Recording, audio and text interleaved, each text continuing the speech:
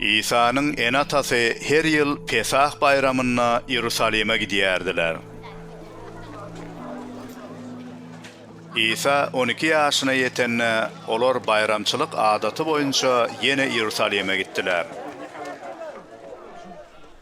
Bayramçılık qutarandan soň olar öýlerine dolandylar. Yetkinjek İsa bolsa Yerusalim'de galdy.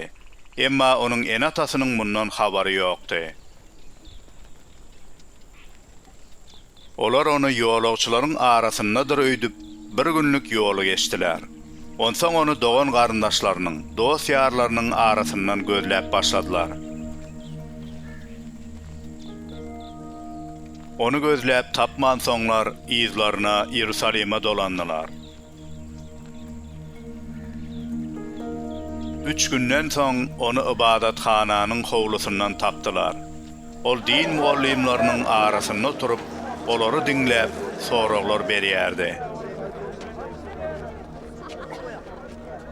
İsa'ny diňleýänleriň bary onuň paýhasyna, berýän jogaplaryna hayran galýardylar.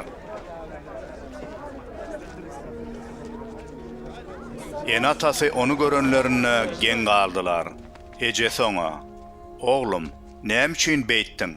Kakaň ikimiz gaty gaýgy edip seni gözledik" diýdi. İsa olara: "Meni näme üçin gözlediňiz? Siz meniň atamyň öýünde bolmalygymy bilmeýärdiňizmi?" diýdi. Emma olar onuň näme diýjek bolýandygyny düşünmediler. Onsoň İsa en atasy bilen Nasıra gaýtdy. Olaryň sözüne kulak asdy. Emma onuň ejesi bu gürrüňleriň ählisini ýüreginde saklaýardy. İsa akyldarlykda, boýda ösüp, Hudaýyň hem adamlaryň mährini gazanýardy.